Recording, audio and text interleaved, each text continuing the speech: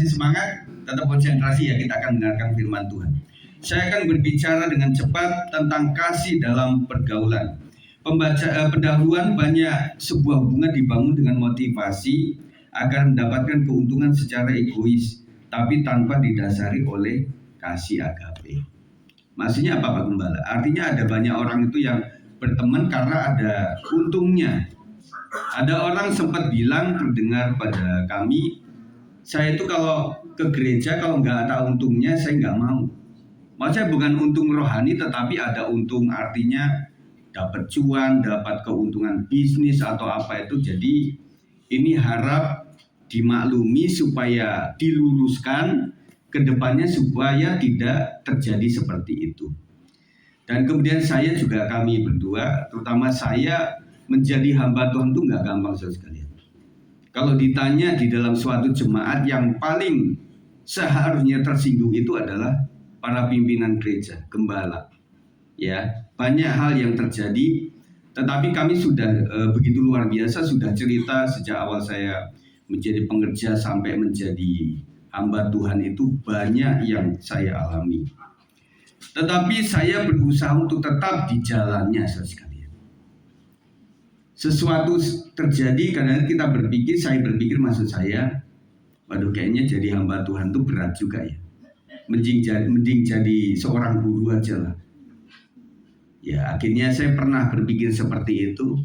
Dan kemudian pada saat saya mau diangkat pun menjadi PDM, waktu itu si Bapak mertua bilang, "Git, yuk diajukannya." "Nggak usah lah Pak, saya begini aja lah, kan tetap bisa melayani." Begitu, sampai begitu. Kemudian waktu itu teman-teman juga adalah, "Pak Sigit bantu aja lah, ya kita dukung semuanya." Jadi nggak mudah sekalian. Artinya saya ini bukan pilihan yang mudah untuk menjadi seorang hamba Tuhan. Banyak sekali yang harus dihadapi. Tetapi saya merasa bahwa ini adalah panggilan Tuhan. Di tengah-tengah goncangan seperti itu, saya ingin membuktikan apakah betul panggilan Tuhan atas hidup saya, atau emosi saja. Saya ingin menjadi hamba Tuhan karena bapakku pendeta. Saya ingin jadi hamba Tuhan karena memang di Lampung saya lahir nggak bisa berkembang untuk melakukan apa-apa. Ternyata saya teruji sekalian bahwa menjadi hamba Tuhan itu menjadi hamba, menjadi keset, menjadi tulus. Dan kami untuk menjadi PDP, PDM sampai PDT itu banyak diajar sekalian. Banyak dipelonco. Nggak cuma mahasiswa, pelajar yang dipelonco. Kami pun mengalami yang namanya tulos sekalian.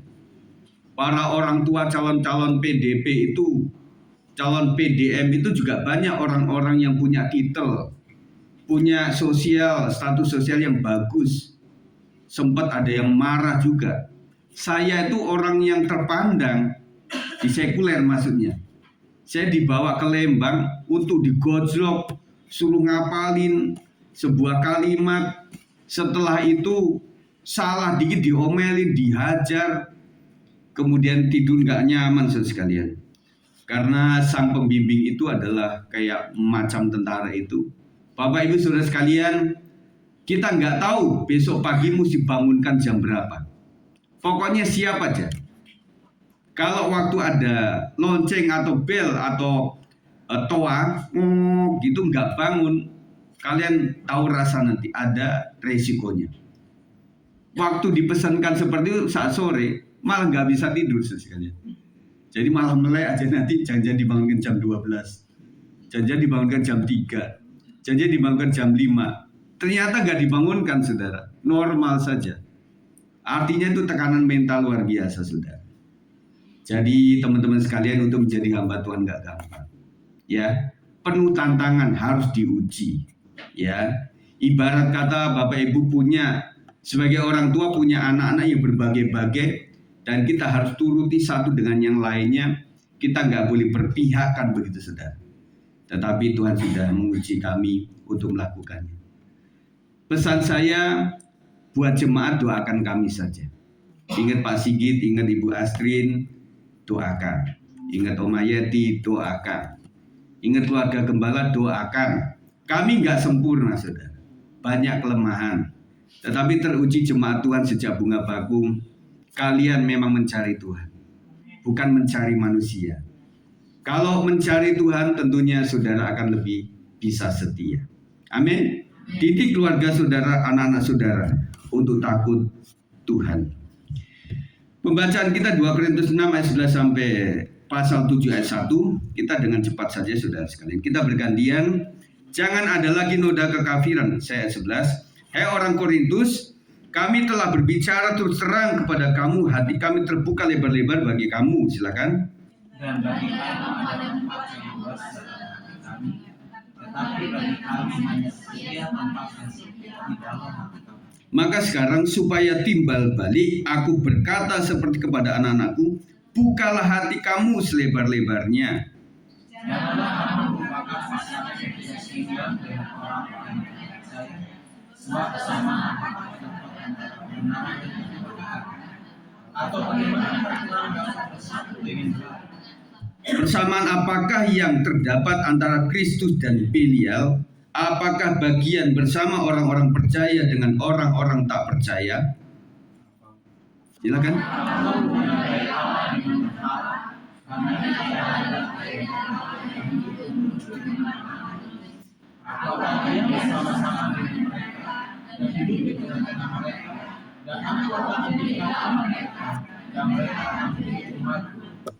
Sebab itu, keluarlah kamu dari antara mereka dan pisahkanlah dirimu dari mereka, firman Tuhan, dan janganlah menjamah apa yang najis, maka aku akan menerima kamu. Dan aku akan menjadi bapamu. 7 ayat 1. Karena kita sekarang memiliki janji-janji itu, marilah kita menyucikan diri kita dari semua pencemaran jasmani dan rohani, dan dengan demikian menyempurnakan kekudusan kita dalam takut akan Allah. Kehidupan iman tidak dapat dipisahkan dari pergaulan sehari-hari. Betul ya? Jadi yang benar adalah kita menjadi terang dan garam dunia. Di mana terang dan garam terjadi? Ketika kita di luar gereja. Setuju? Ketika di luar gereja itulah kita ketemu orang-orang yang majemuk, berbagai suku, berbagai bangsa, mungkin ya berbagai karakter yang terjadi dan berbagai keimanan. Ada yang Muslim, ada yang Katolik, ada yang satu iman dengan kita gereja lain. Kemudian ada orang-orang juga kepercayaan yang mungkin ada di dalam lingkungan kita. Jadi kehidupan iman itu terujinya di situ Bapak Ibu sekalian. Amin. Dan saya membayangkan kita bawa Alkitab aja untuk di kerumunan massa gitu rasanya berat. Pada saat belum ada gadget waktu itu, ada Alkitab yang biasa itu. Kadang orang segan untuk menenteng itu saudara sekalian. Tetapi saya melihat ada beberapa orang waktu itu yang mereka dari gereja ketahuan. Kalau pulang gereja itu ketahuan. Meskipun kadang-kadang nggak bawa Alkitab, tetapi ketahuan ini orang dari gereja. Karena bacaannya, karena modelnya. Dan kemudian gereja-gereja suku itu sudah sekali kalau ke gereja itu sangat menghormati loh. Ya, misalnya HKBP, GKI atau Gereja Toraja atau Gereja Nias mungkin. Mereka itu benar-benar berdandan. Betul nggak ya? Saudara boleh berdandan ke gereja. Karena dandan itu untuk Tuhan. Bagi ibu-ibu yang sebagai istri, kalian juga harus dandan di rumah. Setuju bapak-bapak? Iya dong. Jangan yang setuju Diamond nih. Karena apa? Karena bapak-bapak juga butuh. Apalagi bapak-bapak yang formal yang kerja di kantoran. Misalnya dia melihat sekretaris pribadi yang cantik, aduhai begitu, pulang-pulang istrinya pakai daster, bau cabe, habis masak nggak mandi, rasanya nggak betah saudara. Ya saya mewakili bapak-bapak ini. Ya, untung istriku nggak begitu. Jadi jujur sekalian, jadi itu butuh. Jadi bukan untuk apa-apa, bukan bersolek untuk siapa, tetapi ya untuk itu. Paulus menekankan bahwa kasih harus nyata dalam relasi dengan orang lain, sekaligus menjaga kekudusan dari kekudusan diri dari pengaruh dosa. Hubungan dengan sesama tergambar dalam sikap yang pertama bersikap terbuka dengan rekan seiman. 2 Korintus 6 ayat 11, 1, 2, 3. Hai orang Korintus, kami telah berbicara terus terang kepada kamu, hati kamu terbuka lebar-lebar bagi kamu, hati kami. Paulus membuka hati kepada jemaat Korintus dengan kasih. Hal ini menunjukkan hubungan yang erat di antara mereka. Paulus membuka hati kepada jemaat dengan kasih. Kita harus ada keterbukaan, saudara, dengan kasih, ya. Dalam komunitas iman, keterbukaan dan kejujuran akan mempererat persaudaraan. Setuju ya? Jadi dalam komunitas rohani seperti kita ini, keterbukaan dan kejujuran akan mempererat persaudaraan. Diperlukan kelapangan hati dan usaha berkelanjutan untuk menjadi terbuka di dalam komunitas orang percaya. Kalau saya gambarkan dalam rumah tangga itu ada halaman, kemudian ada ruang tamu, kemudian ada ruang pribadi, ada ruang dapur. Nah, kalau rumah modern ada dapur bersih, ada dapur kotor. Saya percaya saudara sekalian semuanya dapur, nggak ada yang bersih. Nggak ada modal Pak untuk membuat dapur bersih. Kami semuanya ada dapur, tetapi ya kotor semuanya. Saya percaya kalau dapurnya bersih artinya ibu-ibu nggak masak, pasti go-foodan begitu ya. Ya, tapi ada yang perfect juga yang suka membersihkan meskipun dia masak setiap hari, habis masak dibersihkan begitu. Hubungan yang kedua adalah bersikap tertutup dengan kegelapan. 2 Korintus 6 ayat 14 dan 16, 1, 2, 3. Allah yang membangkitkan Tuhan akan membangkitkan kita juga oleh kuasanya. Tidak tahukah kamu bahwa tubuhmu adalah anggota Kristus? Akan kuambilkan anggota Kristus untuk menyerahkannya kepada percabulan? Sekali-kali tidak. Atau tidak tahukah kamu bahwa siapa yang mengikatkan dirinya pada perempuan cabul menjadi satu tubuh dengan dia? Sebab demikianlah kata Nas, keduanya akan menjadi satu daging. Paulus menegaskan bahwa terang tidak dapat bersatu dengan gelap. Orang percaya harus tegas memutuskan untuk tidak kompromi dengan dosa. Berat dalam keluarga untuk bisa memutuskan yang terang di antara gelap, saudara sekalian. Butuh perjuangan. Makanya saran dari para pemimpin gereja adalah di dalam keluarga harus banyak doa, saudara sekalian. Kita membutuhkan taraf-taraf, maksud saya adalah tangga-tangga untuk sampai kepada kesempurnaan kedewasaan secara penuh. Makanya sering saya katakan meskipun Bapak Ibu sudah Kristen, menyatukan agama masih mudah. Tetapi untuk menyatukan iman tidaklah mudah. Saya percaya setiap pasangan mengalami itu. Dan terus naik turun saudara sekalian. Di suatu saat seorang perempuan yang belum kenal Kristus dimenangkan oleh suami yang Kristen. Maksud saya calon suami yang Kristen. Bisa jadi ketika mereka sudah akhirnya memutuskan pasangannya ikut Kristen, bisa jadi iman si wanita lebih jauh tinggi melesat dibandingkan prianya. Siapa yang pernah mengalami itu? Nggak usah angkat tangan. Yang dulunya itu saya yang garang ikut Kristen, kemudian memenangkan satu jiwa. Nah sekarang di pertengahan kehidupan kok saya mundur imannya. Tetapi dia yang latar belakang non-Kristen kok malah imannya mantap. Bisa begitu saudara. Ini tugas yang tidak gampang, tidak mudah. Apa yang mempengaruhi itu Pak? Salah satunya adalah tempat di mana kita berada, lingkungan kita. Kemarin saya berbicara kepada anak-anak youth di sini tentang medsos. Di medsos pun ada grup-grup saudara. Tapi kebanyakan di WA ya. WA itu ada grup gitu loh. Bahkan seorang ibu juga kadang-kadang ditanya, "Yuk Mam, kita ngobrol yuk, kita ngopi-ngopi bareng." "Ngapain Mem?" kita akan gibahin. Jadi saling menggibah gitu ya. Pernah nggak ibu-ibu yang nganter anak sekolah? Kadang-kadang suka begitu tuh. Karena istriku sempat pernah diajak begitu, tetapi istriku nggak mau. Ya, ada juga waktu nganter sekolah itu sambil jualan. Ya, jualan. Oh ini ada batik, ini ada ini, yang keren tuh, bahannya bagus nih, coba diraba.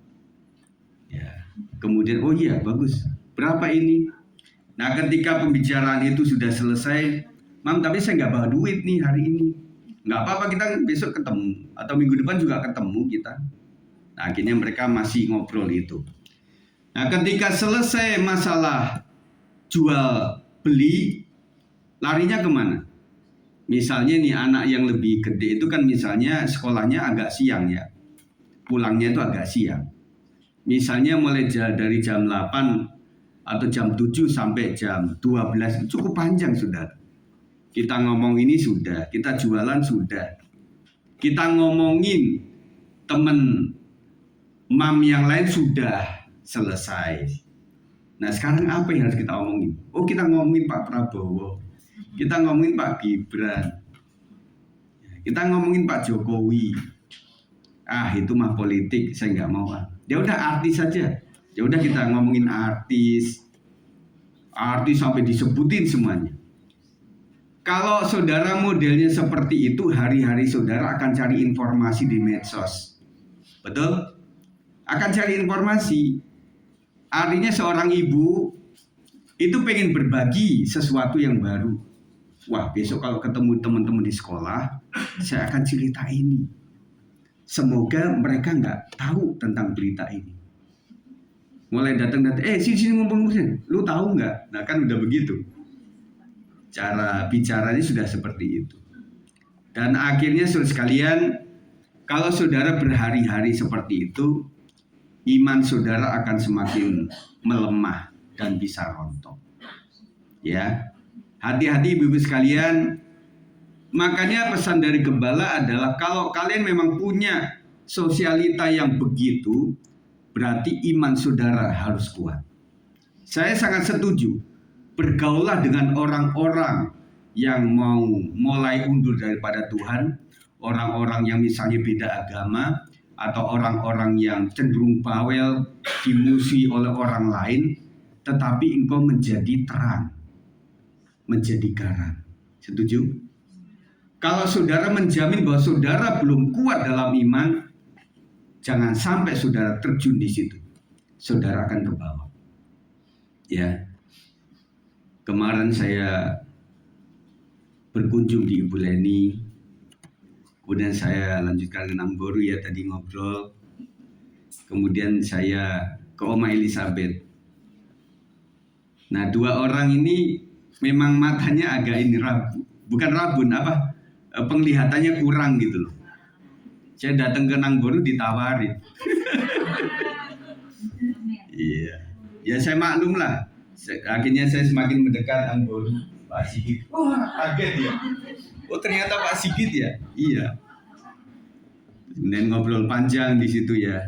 Nangboru kalau udah ngobrol kan memang panjang. Saya dengerin gitu ya. Kemudian Nangboru tanya, "Sudah ke Oma belum?" "Iya, rencana mau ke situ." Tadi saya lihat memang ketutup gitu. Akhirnya saya bilang, "Ya sudah, saya ke situ ke Oma gitu." Akhirnya saya lihat itu depannya nggak ditutup. Artinya segini bisa didorong, saya bisa. Memang agak takut juga. Kalau si Oma itu teriak maling, saya bahaya saudara. Benar nggak? Di gang pindahan bisa terkenal saya.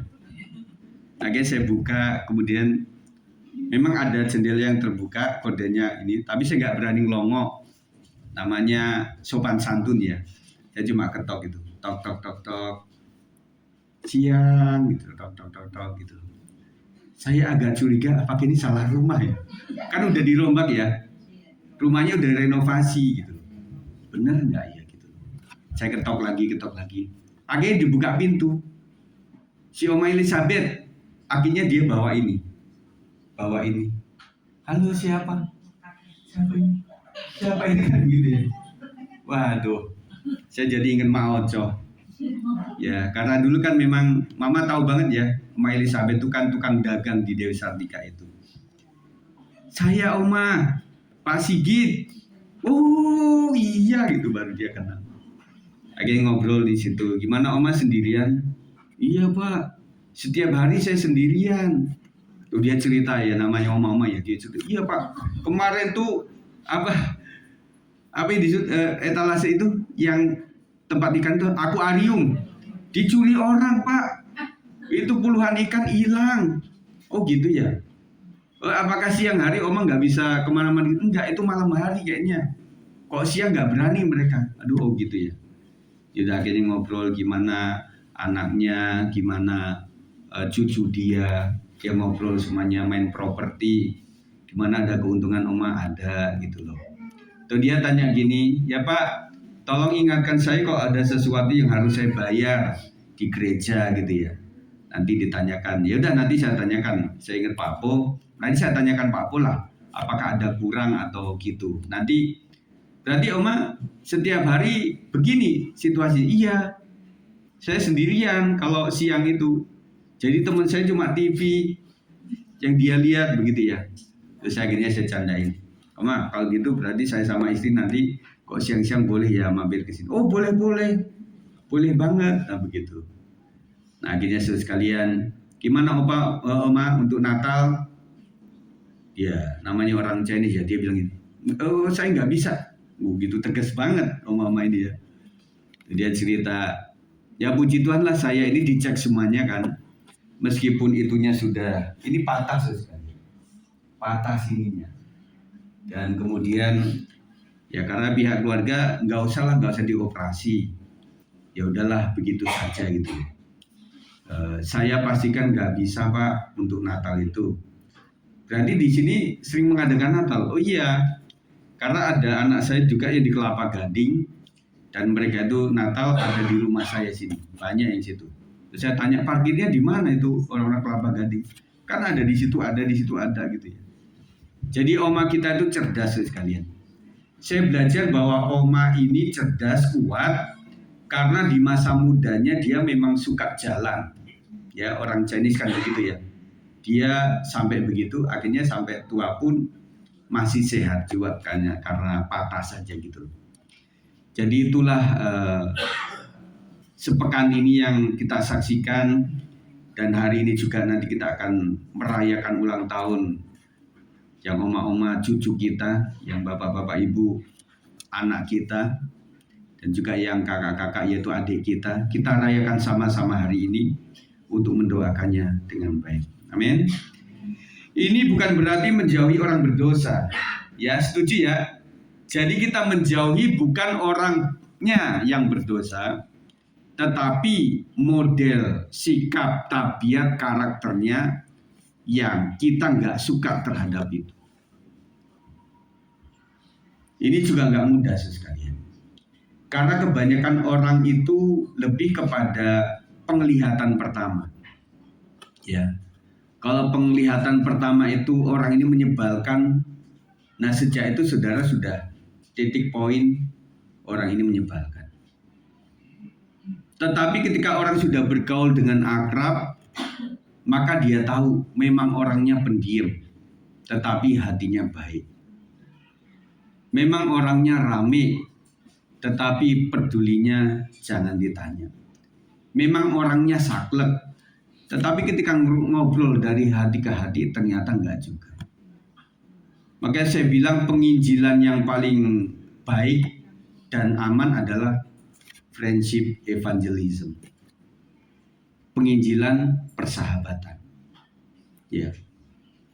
Saya mengapresiasi, saya ulang lagi, Kesia kemarin yang membawa temannya itu karena sahabat. Dan bahkan dia tertarik kepada Kristen itu karena sahabatnya orang Katolik awalnya. Jadi saudara, saya percaya saudara nggak usah menginjil secara mesti sekolah Alkitab, mesti kursus Alkitab, dan kemudian saudara datang pada seseorang untuk menginjil. Jadi seorang pakar penginjilan mengatakan menginjil itu mulai dari bicara mengenai sebuah kebutuhan orang lain. Orang tingkat apapun pasti ada kebutuhannya. Pasti ada. Jadi kan ngobrol gitu ya. Gimana anak lu? Sehat semuanya, ya puji Tuhan lah. Gimana suami? Nah itu dia. Dia suka mancing. Wah, dia mulai dari mancing saudara sekalian. Akhirnya gimana? Nggak bisa dinasihatin? Nggak bisa. Tenang. Saya juga pemancing. Yuk kita mancing sama-sama lah. Sama suamimu tuh di mana gitu ya. Nah dengan begitu kita ngobrol. Saya teringat Pak Haryanto saudara sekalian. Yang pernah khotbah di kita, dia di Roxy sana. Ada seorang bapak itu kalau datang itu cuma nganter istrinya, engkoh-engkoh begitu ya.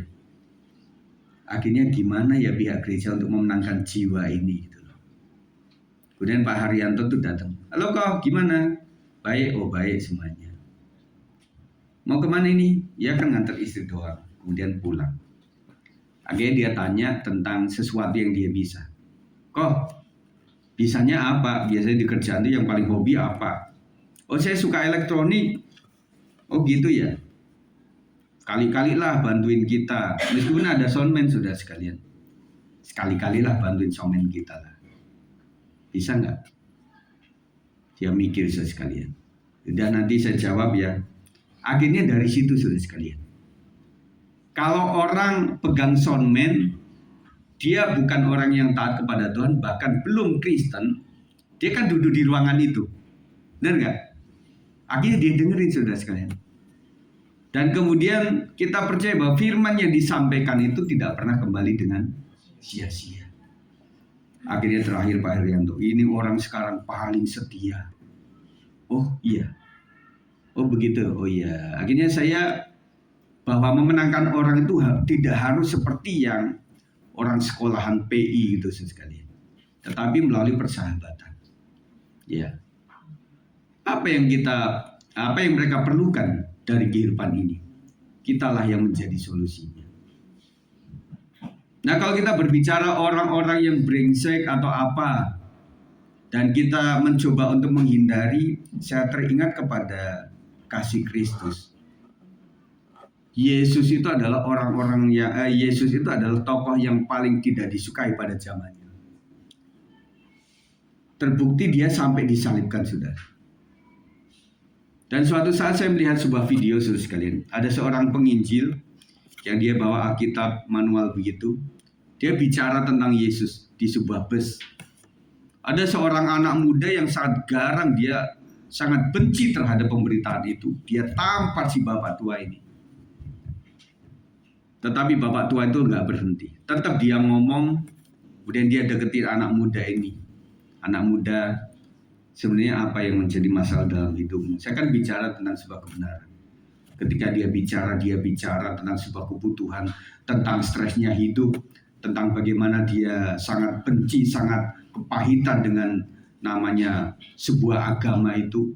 Nah akhirnya bapak ini coba menolong dia, akhirnya dengan nasihat.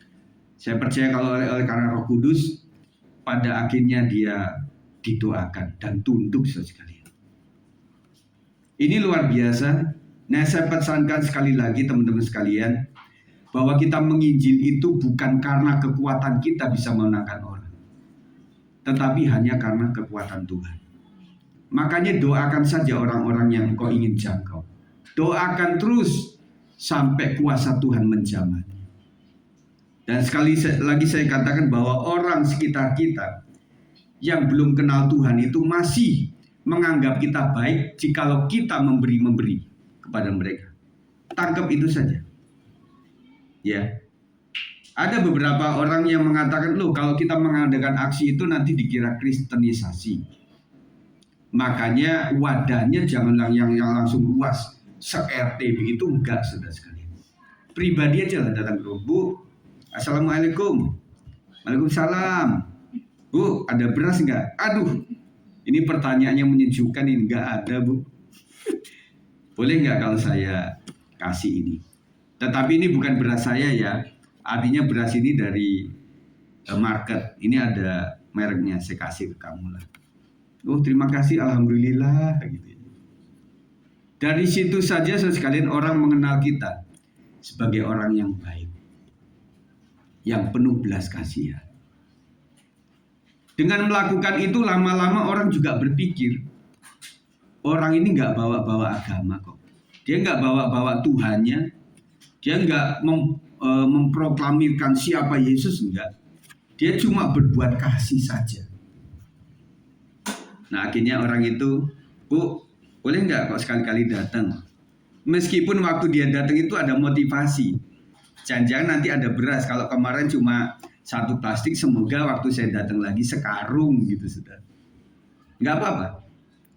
Kita layani aja orang seperti itu. Karena masih taraf mereka mengenal orang Kristen baik caranya seperti itu. Nah setelah itu kan dia melihat, Bu, saya lihat kok Pak, kalian ini kok bahagia banget sih? Emang nggak ada punya masalah? Loh, masalah kami juga banyak. Utang saya juga banyak. Kemudian jualan saya juga kadang-kadang laku, kadang-kadang enggak. Kadang yang bilang beli, kadang juga enggak ada. Kadang kalau kita sudah bikin es yang banyak, hujan tiba. Hari-hari kan sore suka hujan ya. Kita juga mengalami rumit sekalian. Tetapi ketika seseorang melihat, aduh ini seseorang yang mengalami masalah tetapi tetap fine-fine saja. Ada apa sih? Dia kan bertanya nanti, kenapa sih Bapak atau Ibu bisa tetap sukacita dalam keadaan seperti ini? I have God. Saya punya Tuhan. Nah waktu dia cerita, siapa sih Yesus itu? Kena deh. Amin saudara. Jadi mulailah dengan pergaulan. Jadi saya nggak melarang kepada siapapun saudara bergaul. Catatan dari saya adalah imanmu pertebal dulu. Perkuat dulu. Sebelum kau ada di komunitas apapun itu, saudara doa kepada Tuhan. Kalau saya lagi sedang mau pergi, saya selalu berdoa begini. Tuhan, pertemukan saya dengan orang-orang yang baik. Orang-orang yang bisa diajak kerjasama, begitu sekali. Kalau mau ke dokter, pertemukan dengan perawat dan juga penjaga apotik atau penjaga rumah sakit yang baik hati. Kita tahu ada beberapa perawat atau suster itu yang judes, betul ya? Yang pernah ke rumah sakit ada aja yang judes itu. Iya, jadi waktu dia mau nyuntik juga, wah bahaya kalau disuntik sama suster ini.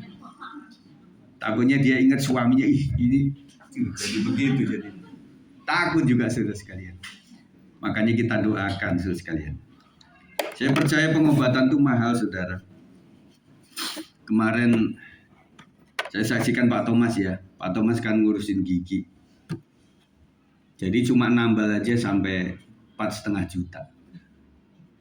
Ya, makanya ibu-ibu, bapak-bapak, kalau kau punya gigi yang sehat-sehat saja, bersyukur pada Tuhan. Ya, meskipun kata Pak Thomas, meskipun dokternya sama-sama nias, ya, yang di Depok 2 itu loh. Istriku juga pernah ke situ. Sekarang anaknya.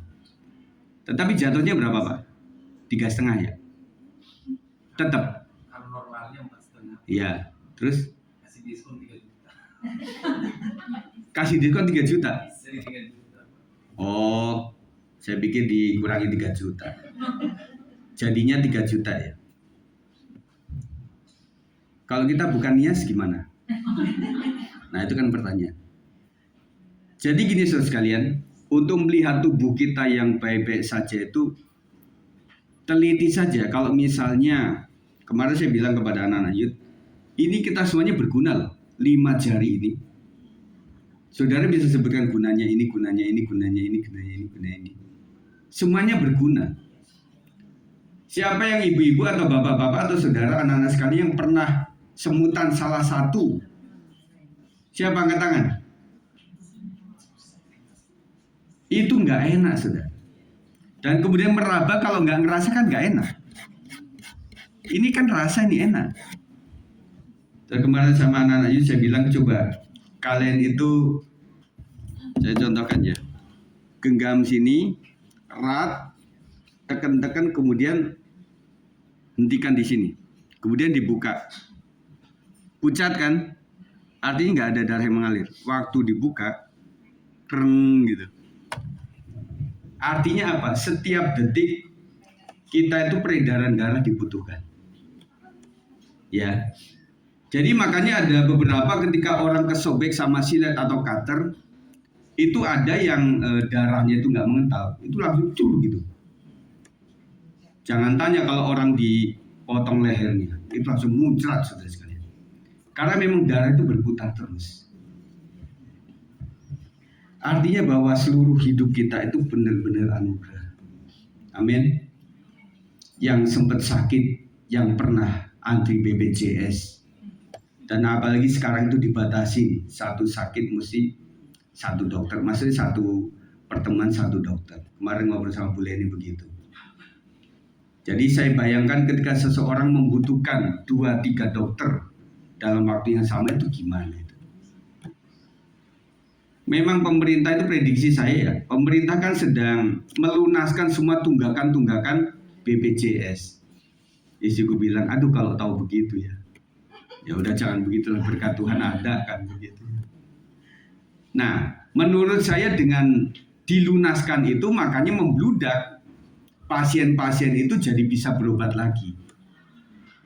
Nah akhirnya dokter yang dulunya bisa nangani beberapa 3 dari 1 orang, akhirnya dibagi-bagilah begitu. Saya pernah baca juga, ya kalau orang-orang kaya berobat aja lah, jangan rumah sakit negeri, rumah sakit swasta aja lah. Tanya Pak De Hartono itu, obat itu satunya berapa Pak De? 22 juta udah naik. Makanya zaman dulu ingat kan, kalau orang sudah misalnya cuci darah di kampung misalnya, kerbau habis, rumah habis, sawah habis, jatuh-jatuhnya meninggal juga. Makanya kami juga berpikir kenapa ada jemaat-jemaat yang masih mengalami sakit. Kami juga mendoakan terus. Tetapi di situ bagi yang sehat bisa melihat bahwa kesehatan itu adalah anugerah Tuhan yang harus disyukuri. Ya, bersyukur kepada Tuhan. Ya, meskipun kau masih banyak kekurangan, tetapi Tuhan masih tetap baik sampai hari ini. Kita cari Tuhan bukan supaya Tuhan baik, tetapi karena Tuhan sudah baik. Hitung berkatmu satu-satu. Kita hitung berkat sudah sekalian. Ya. Kita adalah bait Roh Kudus, 1 Korintus 6 ayat 19, sehingga hidup kita tidak boleh bercampur dengan hal-hal yang menajiskan. Efesus 5 ayat 11, jangan turut mengambil bagian dalam perbuatan-perbuatan kegelapan yang tidak berbuahkan apa-apa, tetapi sebaliknya telanjangilah perbuatan-perbuatan itu. 1 Korintus 6 19, atau tidak tahukah kamu bahwa tubuhmu adalah bait Roh Kudus yang diam di dalam kamu, Roh Kudus yang kamu peroleh dari Allah, dan bahwa kamu bukan milik kamu sendiri. Itu yang kedua, saudara. Dan yang ketiga adalah, saya percepat, bersikap hati-hati dengan pencemaran. 2 Korintus 7 ayat 1, serentak kita baca, saudara-saudaraku yang kekasih, karena kita sekarang memiliki janji-janji itu, marilah kita menyucikan diri kita dari semua pencemaran jasmani dan rohani, dan dengan demikian menyempurnakan kekudusan kita dalam takut akan Allah. Paulus menegaskan perlunya membersihkan diri dari segala pencemaran tubuh dan roh. Dosa sekecil apapun maksud saya, jika dibiarkan akan merusak kehidupan rohani. Sedikit lagi kata Galatia, membuat seluruh adonan mengembang. Hidup kudus bukan pilihan tambahan, melainkan kehendak Allah bagi semua orang yang percaya. 1 Petrus 1:16 mengatakan, kuduslah kamu sebab aku adalah kudus. Mari para pemain musik, kesimpulan dari firman Tuhan ini adalah mari kembangkan kasih dalam hubungan satu dengan yang lain. Dengan yang pertama, saya ulangi, mari kembangkanlah kasih dalam hubungan satu dengan yang lain. Dengan yang pertama, bersikap terbuka dengan teman seiman. Yang kedua, bersikap tertutup tidak kompromi dengan yang berbau hal-hal yang gelap atau kegelapan. Dan yang ketiga, bersikap hati-hati terhadap sesuatu yang cemar. Saudara nanti bisa melihat tayangan ulangnya maupun materi yang nanti saya akan bagikan, saudara pelajari itu.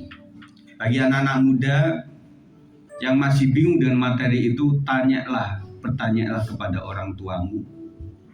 Kalau masih youth, masih belum mengerti juga, tanya kepada ibu gembala apa maksudnya ini. Kita akan naikkan satu pujian, penyertaan Tuhan.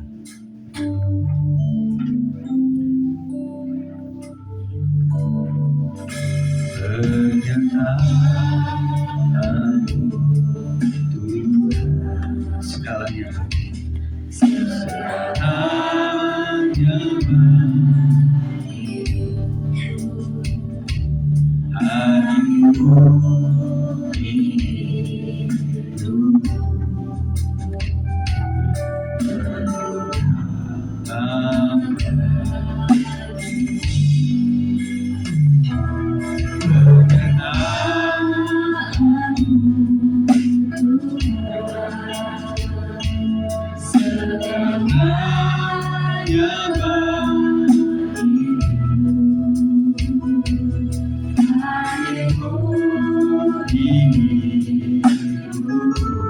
terutama bagiku.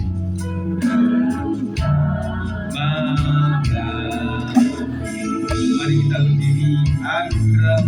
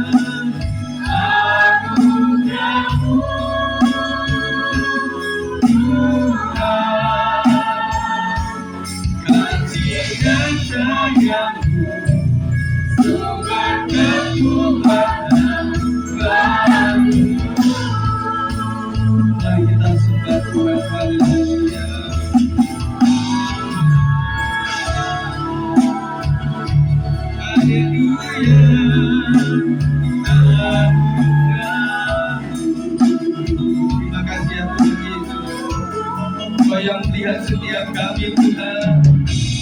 Oke, setiap pribadi kami berapapun yang menjadi kebutuhan kami Tuhan. Kami percaya mulai dari baby sampai kepada orang tua kami membutuhkan Engkau Tuhan. Jangan setiap kami. Terima kasih. Haleluya. Terpujilah Engkau Tuhan. Kami tetap yakin dan percaya Tuhan.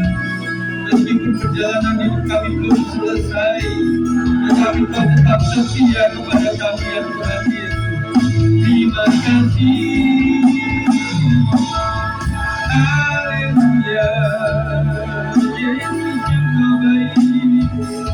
Haleluya. Yesus Engkau baik. Kasih setiamu luar biasa dan kami terpujilah. Haleluya. Mari sembah Tuhan. Berapa yang sudah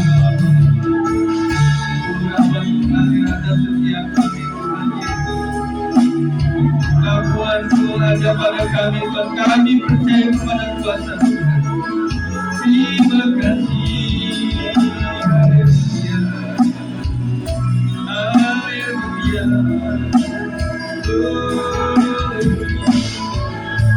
Nanti Ibu Kepala akan berdoa, kita naikkan pujian berkali-kali. Berkali-kali,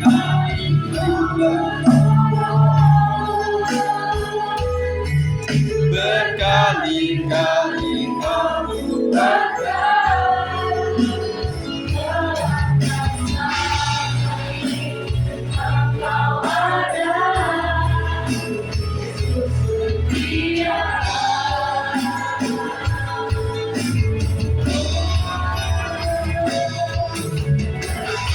Berkali-kali kau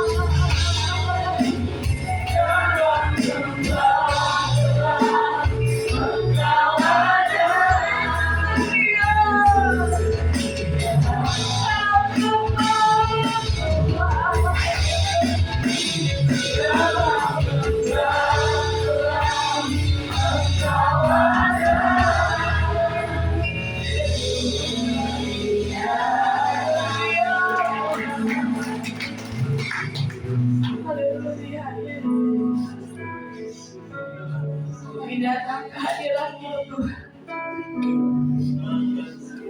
Terima kasih Tuhan. Kami sungguh bersyukur Allah yang baik setia bagi setiap kami.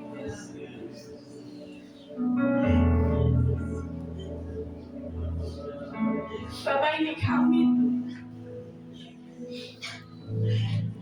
Kau tahu setiap kami. Kau keberadaan kami, Pak. Kau tahu hati kami yang terdalam. Ya.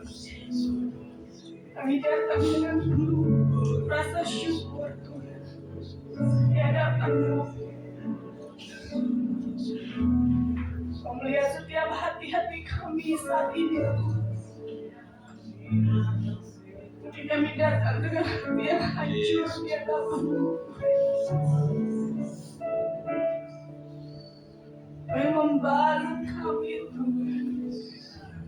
Kau yang memulihkan setiap kami. Kami datang dengan kerendahan hati di bawah kaki-Mu Tuhan. Sebelum itu kami mohon ampun Tuhan. Siapakah kami Tuhan? Membuat siapa yang kami adalah orang-orang yang berdosa Tuhan. Yang banyak kelemahan. Kalau tidak berdaya Tuhan. Tapi Kau mengangkat setiap kami. Menjadikan kami Tuhan anak-anak-Mu Bapa. Tuhan Yesus, terima kasih Tuhan. Terima kasih buat kebaikan-Mu, buat kasih setia-Mu Tuhan di dalam hidup, di dalam hidup umat-Mu Tuhan. Ya Yesus. Mengujuk tahun ini Tuhan. Kau masih menyertai setiap umat-Mu Tuhan. Dengan apa kami membalas segala kasih-Mu. Kau begitu baik dan sangat baik Tuhan. Kami sungguh merasakan kebaikan-Mu Tuhan. Tidak pernah berhenti di dalam hidup kami. Kalau kami ada sampai saat ini Tuhan, itu semua anugerah-Mu Tuhan. Banyak hal yang telah kami lewati Tuhan. Tuhan, tapi penyertaan-Mu sungguh luar biasa. Kasih setia-Mu Tuhan Yesus yang tidak pernah berhenti.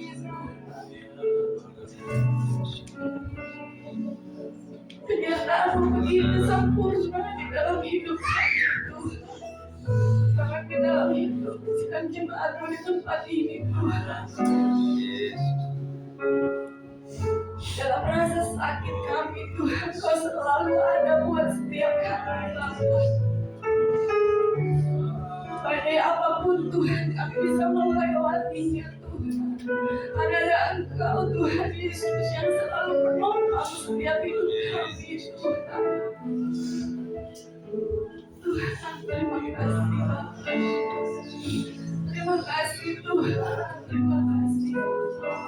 Sudah umat-Mu pada pagi hari ini Tuhan.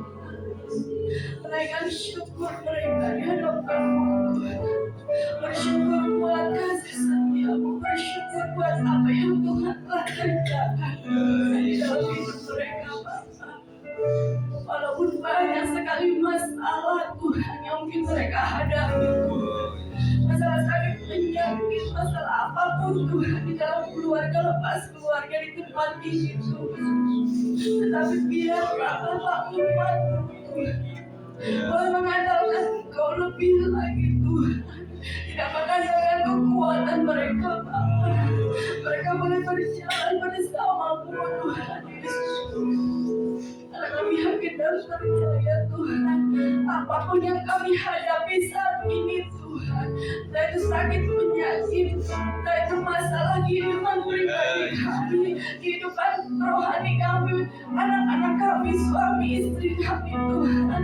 Tapi kami yakin dan percaya Tuhan, bila Engkau ada di bersama kami Tuhan, kami akan menghadapi itu Tuhan bersama-Mu Tuhan. Kami akan bisa melewati semuanya itu Tuhan, karena Kau ada di dalam kami Tuhan. Kau yang memberikan kekuatan kepada setiap kami Tuhan Yesus. Terima kasih Bapa. Pegang tangan kami Tuhan, jangan pernah lepaskan sedetik pun Tuhan Yesus. Ketika kami jatuh Tuhan, Engkau yang mengangkat kami Tuhan. Ketika kami lemah Tuhan, Engkau yang memberikan kekuatan kepada setiap kami Tuhan. Ketika kami dalam apapun Tuhan terpuruk, di titik terendah sekalipun Tuhan, Engkau yang mengangkat setiap kami Tuhan. Kami hanya mau memandang Engkau Tuhan pada saat ini Bapa. Karena Engkau lah Tuhan Yesus, sumber segalanya Bapa bagi hidup kami Tuhan. Tidak ada yang bisa menggantikan selain Engkau Tuhan Yesus. Walaupun mungkin kami tidak melihat Engkau secara mata kami Tuhan, tetapi kasih-Mu Tuhan, tetapi penyertaan-Mu Tuhan selalu ada pada kami Tuhan. Mulai dari pagi, siang, sore, malam, bahkan seluruh hidup kami Tuhan, kami merasakan Engkau Tuhan ada di setiap aspek hidup kami Tuhan. Terima kasih Bapa, terima kasih. Berkati umat-Mu Tuhan, apapun Tuhan yang kami kerjakan Tuhan, dalam usaha kami, pekerjaan kami Tuhan, Kau yang memberkatinya Tuhan. Jadikan hidup kami berhasil Tuhan. Jangan melakukan segala sesuatunya hanya untuk kehormatan dan kebesaran-Mu saja Bapa. Pakai seluruh sidang jemaat-Mu Tuhan, apapun pelayan-pelayan di tempat ini Tuhan. Oh Tuhan, siapapun Tuhan, Kau memakai setiap kami Tuhan untuk menjadi pelayan-pelayan-Mu Tuhan yang lebih urapi Tuhan, yang sungguh-sungguh mau taat dan setia Tuhan, yang sungguh-sungguh tidak bercacat dan tidak bercela Tuhan, menjelang kedatangan-Mu yang kedua kali Tuhan Yesus. Pakai setiap kami Tuhan, untuk kami boleh melayani-Mu Bapa. Selagi ada waktu dan kesempatan Tuhan yang Kau berikan kepada setiap kami Tuhan, kami mau dipakai oleh Tuhan Yesus. Apapun talenta yang kami miliki Tuhan, kami mau kembalikan semuanya untuk hormat kemuliaan bagi nama-Mu saja Bapa. Kau yang memperlengkapi setiap para pelayan-Mu di tempat ini Bapa. Tidak ada satu pun pelayan di tempat ini yang menyombongkan diri, karena mereka mampu, itu semua karena anugerah Tuhan. Mereka diberikan kepintaran, kecerdasan, dan apapun yang talenta yang mereka miliki Bapa, itu semua guna hormat kemuliaan bagi nama-Mu saja Bapa. Bila kami boleh melayani-Mu Tuhan, itu semua pada suatu kehormatan Tuhan. Terima kasih Tuhan Yesus, terima kasih Bapa. Dan umat-Mu Tuhan pada saat ini Bapa, apapun sakit penyakit mereka Tuhan Yesus Kristus, Tuhan kami berdoa Tuhan, khususnya Bapa, untuk Bapak Beni Tuhan. Oh Tuhan, kami telah melihat bukti kasih-Mu sungguh nyata Tuhan Yesus. Oh Tuhan Yesus, terima kasih Tuhan.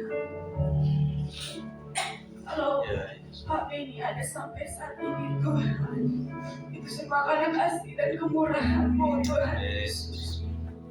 Ketika kami mengingat masa-masa COVID waktu itu Tuhan, Bapak ini pun terkena COVID Tuhan Yesus. Banyak penyakit yang ada dalam tubuhnya Tuhan, tetapi Tuhan dia boleh melewati semua Tuhan. Itu semua karena anugerah-Mu Tuhan. Kami mungkin secara manusia kami tidak mampu Tuhan seperti ini Bapak. Harus melakukan cuci darah Tuhan seminggu 2 kali atau 3 kali Tuhan. Tapi Tuhan Yesus, ada tangan Tuhan yang berkuasa menjamah Pak ini Tuhan. Kami sungguh melihat perbuatan-Mu sungguh nyata sampai saat ini Bapa. Kau yang tidak pernah meninggalkan pekerjaan-Mu Tuhan Yesus. Terima kasih Tuhan, terima kasih Bapa. Untuk Hartono juga Tuhan Yesus. Oh Tuhan Yesus, Bapa biarlah Tuhan, apapun sakit penyakitnya Tuhan yang Pak Hartono sedang alami saat ini Tuhan, biarlah kami sehati Tuhan bersama sidang jemaat-Mu Tuhan, Kau yang memberikan kekuatan selalu Tuhan Yesus. Hari-hari yang dia boleh lalui bersama dengan Tuhan saja Bapa. Tuhan Yesus jamah Tuhan, apapun Tuhan yang menjadi keluhannya Tuhan Yesus, Kau yang lebih tahu Tuhan Yesus. Di umur yang sudah lumayan ini Tuhan, dia boleh mempersembahkan hidupnya hanya untuk Engkau ya Yesus. Bagi jemaat-Mu yang sakit juga Tuhan, Mario Bapa, Namboru Tuhan, semuanya Bapa. Ketika kami melihat saat ini, mereka bersama-sama dengan kami saat ini Tuhan. Gak gampang Tuhan untuk sampai ke tempat ini Tuhan, tapi sungguh merupakan teladan bagi setiap kami Tuhan. Untuk kami boleh lebih lagi Tuhan, mempersembahkan hidup kami hanya kepadamu Tuhan. Karena kami gak tahu Tuhan, ketika kami keluar dari tempat ini, apa yang terjadi di dalam hidup kami Bapa. Hanya Engkau Tuhan yang memiliki hidup kami Tuhan. Oleh karena itu Tuhan, saat ini Bapa, kami sungguh menyerahkan hidup kami ke dalam tangan-Mu Tuhan Yesus. Terima kasih Tuhan, terima kasih Bapa. Biarlah Tuhan, apapun yang kami ingin doakan Tuhan, kami menyerahkan semuanya ke dalam tangan-Mu Tuhan. Terima kasih Tuhan untuk firman yang boleh kami dengar Tuhan Yesus pada pagi hari ini, yang telah menguatkan setiap kami Bapa, menjadi kekuatan, menjadi jalan bagi setiap kami Tuhan. Hanya di dalam nama Tuhan Yesus kami menyerahkan semuanya ke dalam tangan-Mu. Inilah doa kami. Biarlah apapun yang kami serukan kepada-Mu Tuhan, Kau yang mendengar setiap seru doa kami. Haleluya. Amin.